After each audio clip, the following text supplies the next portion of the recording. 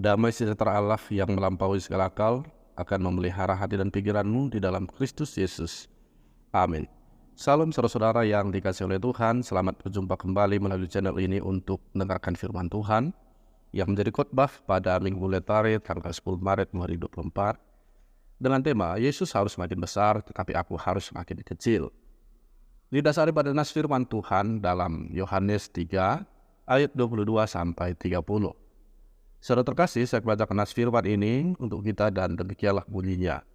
Kesaksian Yohanes tentang Yesus. Sesudah itu Yesus pergi dengan murid-muridnya ke tanah Yudea dan ia diam di sana bersama-sama mereka dan membaptis. Akan tetapi Yohanes pun membaptis juga di Ainon dekat Salim sebab di situ banyak air dan orang-orang datang ke situ untuk dibaptis. Sebab pada waktu itu Yohanes belum dimasukkan ke dalam penjara. Maka timbullah perselisihan di antara murid-murid Yohanes dengan seorang Yahudi tentang penyucian. Lalu mereka datang kepada Yohanes dan berkata kepadanya, "Rabi, orang yang bersama dengan engkau di seberang sungai Yordan dan yang tentang dia engkau telah memberi kesaksian, dia membaptis juga dan semua orang pergi kepadanya." Jawab Yohanes, "Tidak ada seorang pun yang dapat mengambil sesuatu bagi dirinya kalau tidak dikaruniakan kepadanya dari sorga. Kamu sendiri dapat memberi kesaksian bahwa aku telah berkata, aku bukan Mesias, tetapi aku diutus untuk mendahuluinya. Yang empunya mempelai perempuan ialah mempelai laki-laki, tetapi sahabat mempelai laki-laki yang berdiri dekat dia dan yang mendengarkannya sangat bersukacita mendengar suara mempelai laki-laki itu. Itulah sukacitaku, dan sekarang sukacitaku itu penuh. Ia harus makin besar, tetapi aku harus makin kecil." Demikian bunyi firman Tuhan. Saudara-saudara yang dikasihi oleh Tuhan Yesus Kristus, ada sebuah cerita tentang seorang hamba Tuhan yang masih junior berkesempatan untuk melayani di sebuah gereja. Suatu saat, tanpa sengaja ia mendengar perbincangan antara salah satu pendeta senior dengan beberapa jemaat yang adalah teman-teman dekatnya. Salah satu jemaat tersebut berkata kepada pendeta senior itu demikian, "Pak Pendeta, rasanya si pendeta baru itu sudah mengambil hati jemaat. Bagaimana tidak? Dia sering berkunjung ke jemaat sih, makanya banyak yang tertarik sama pendeta baru itu atau pendeta junior itu. Kalau Pak Pendeta tidak hati-hati, bisa-bisa pendeta baru itu yang akan menurunkan reputasi Bapak di gereja ini. Apalagi kayaknya pendeta baru itu tampaknya memang sangat berambisi untuk menjadi populer di gereja kita." Mendengar statement dari jemaat tersebut, sang pendeta senior itu berkata demikian, si pendeta baru kan masih junior, dia jauh lah di bawah saya. Dia itu bisanya cuma visitasi doang. Kalian tahu, dia itu cuma lulusan STT yang tidak jelas. Tapi memang gak sopan juga tuh orang, sok mau menyaingi saya yang sudah melayani selama 15 tahun. Singkat cerita, pembicaraan pun terus berlanjut dengan sesi gosip sana-sini, dan hamba Tuhan yang tanpa sengaja mendengar pembicaraan itu segera melarikan diri, takut diundang menjadi rekan gosip kelompok itu. Saudara-saudara yang dikasihi oleh Tuhan, di dalam dunia ini tidak ada manusia yang ingin jadi nomor 2. Semua ingin jadi nomor 1, yang terbaik, terdepan, dan terbesar. Tapi perlu untuk kita ketahui bahwa orang besar sejati pastilah seorang yang mampu menunjukkan kebesaran hati ketika ada orang-orang yang mulai membanding-bandingkan dirinya dengan kehebatan orang lain. Tidak seperti dalam ilustrasi tadi, si pendeta senior nampaknya tidak menunjukkan bahwa dia adalah orang hebat dalam hal melayani Kristus. Tidak berbesar hati kalau pelayanan rekannya sangat maju. Bila hal ini terjadi, bukan Kristus yang dibesarkan, tapi dirinya sendiri. Namun saudara-saudara yang dikasihi oleh Tuhan, lewat firman ini, kita bisa melihat satu peristiwa yang berbanding terbalik dengan ilustrasi tadi. Bagi kita mungkin aneh dan mustahil dilakukan oleh orang zaman ini di tengah-tengah persaingan yang serba ingin menjadi nomor 1 ataupun orang pertama. Dikisahkan dalam firman ini bahwa suatu hari murid-murid Yohanes mengadu kepadanya tentang persaingan ketat mengenai acara membaptis yang dilakukan oleh murid Yesus. Murid-murid Yohanes merasa terganggu karena murid-murid Yesus mencuri domba di ladang pelayanan mereka, di mana sepertinya mereka takut popularitas golongan Yohanes Pembaptis akan berkurang. Tetapi ada satu hal yang luar biasa dari Yohanes Pembaptis, yaitu pernyataannya kepada para muridnya. Dia harus makin besar, aku harus semakin kecil.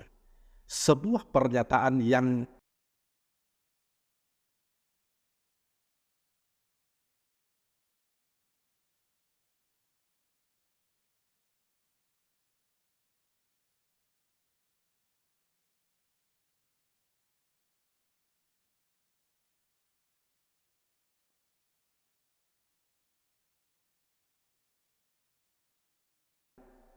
saya yakin sangat sulit untuk diucapkan dengan ketulusan dan kesungguhan hati.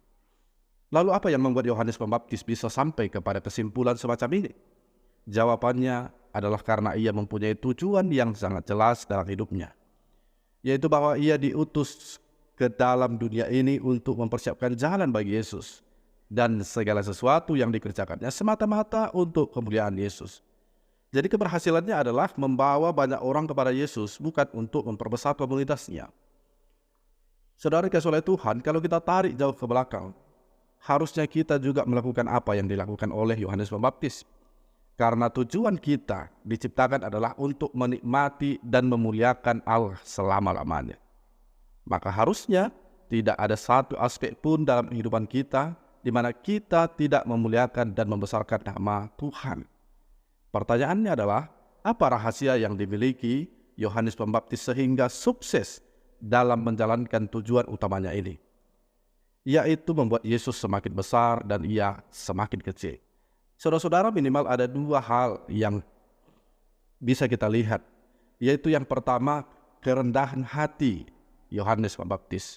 Saudara kasih oleh Tuhan, Yohanes Pembaptis adalah anak seorang imam yang bernama Harun. Artinya, ia lahir dari keluarga terhormat. Sedangkan Yesus lahir dari keluarga yang sederhana dan miskin. Bahkan kelahirannya pun sangat hina, yaitu lahir di kandang domba. Bukan hanya itu, saudara, Yohanes Pembaptis ternyata sangat pintar berkhotbah. Banyak orang yang ingin mendengarkan khotbahnya. Namun, meskipun demikian, ia sadar bahwa ia sangatlah kecil jika dibandingkan dengan Yesus Kristus. Bahkan ia berkata, membuka tali kasutnya pun aku tidak layak, seperti yang dikatakan dalam Yohanes 1 ayat 27. Saudara kasih oleh Tuhan, Yohanes Pembaptis sadar akan posisinya di hadapan Tuhan. Ia sadar bahwa dirinya hanyalah alat untuk mempersiapkan jalan bagi Yesus dan untuk membawa orang sebanyak mungkin datang kepada Yesus. Itulah hakikat kerendahan hati, menempatkan diri pada posisi yang tepat, proporsional. Kemudian yang kedua, saudara, Yohanes Pembaptis memiliki jiwa pengorbanan. Apa yang dikorbankan oleh Yohanes Pembaptis untuk membesarkan Yesus? Jawabannya adalah dia mengorbankan segala-galanya. Menjadi semakin kecil untuk membuat orang lain semakin besar adalah merupakan suatu pengorbanan yang sangat besar. Bagaimana mungkin bisa diterima kita yang bekerja keras dan pihak lain yang diuntungkan? Kita yang menabur dengan bercucuran air mata, orang lain yang menuainya. Kita yang dengan setia mengasihi tetapi orang lain yang memakan buahnya. Bagaimana mungkin kita yang berusaha mati-matian tetapi orang lain yang menjadi besar sedangkan kita yang menjadi kecil? Saudara dikasih oleh Tuhan, pelayanan Yohanes Pembaptis adalah segala-galanya yang ia miliki.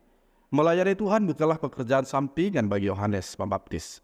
Juga bukan untuk mengisi waktu luang. Namun saudara-saudara, seluruh karirnya ada dalam pelayanannya. Dia sudah menyerahkan dan mengabdikan seluruh hidupnya untuk melayani Tuhan. Maka sangat wajar sebenarnya kalau Yohanes Pembaptis mengejar kebesaran lewat pelayanannya. Minimal ia ingin menjadi imam besar dan terkenal.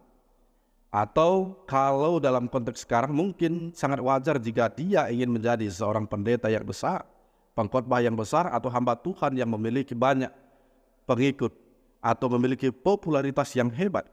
Namun semua keinginan itu telah dimatikan oleh Yohanes Pembaptis. Dan sebaliknya justru ia rela menjadi semakin kecil asalkan Tuhan Yesus menjadi semakin besar. Inilah sebuah pengorbanan yang besar.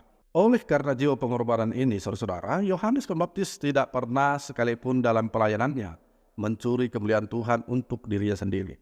Bahkan pada suatu kesempatan ketika orang-orang bertanya tentang siapakah dia, dan mereka menyamakan dia dengan Nabi Elia bahkan Mesias, dia berkata, aku bukan Elia, aku bukan Mesias. Seperti yang dikatakan dalam Yohanes 1 ayat 20-23.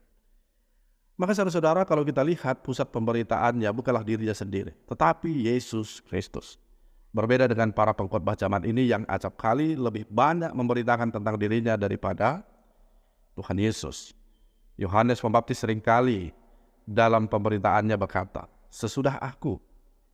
Oleh karena itu, ketika murid-muridnya datang kepadanya memberitakan bahwa banyak orang yang mengikuti Yesus, ia tidak merasa tersaingi, tetapi justru pada saat itulah ia merasakan kesuksesan, yaitu sukses membawa banyak orang datang kepada Yesus Kristus.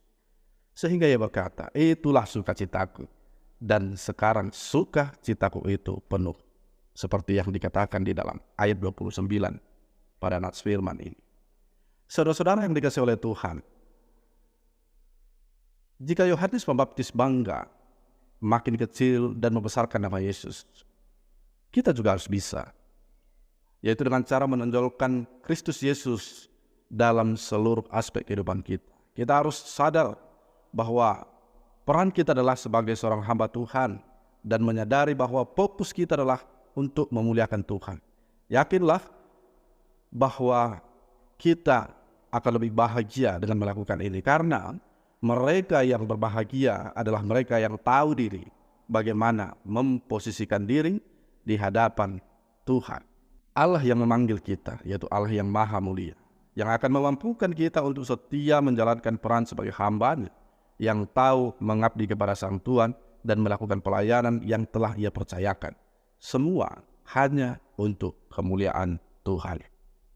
Amin. Kita berdoa. Bapa dalam surga, terima kasih firman-Mu yang telah mengingatkan kami bahwa kami tidak bisa menyombongkan diri kami di hadapan Tuhan. Tetapi bagaimanapun Tuhan, kami adalah hamba-hamba Tuhan yang seharusnya membesarkan nama Tuhan. Oleh karena itu, kuatkan kami Tuhan supaya kami mampu bisa melakukannya. Di dalam Yesus kami berdoa, bersyukur kepada Bapa. Amin.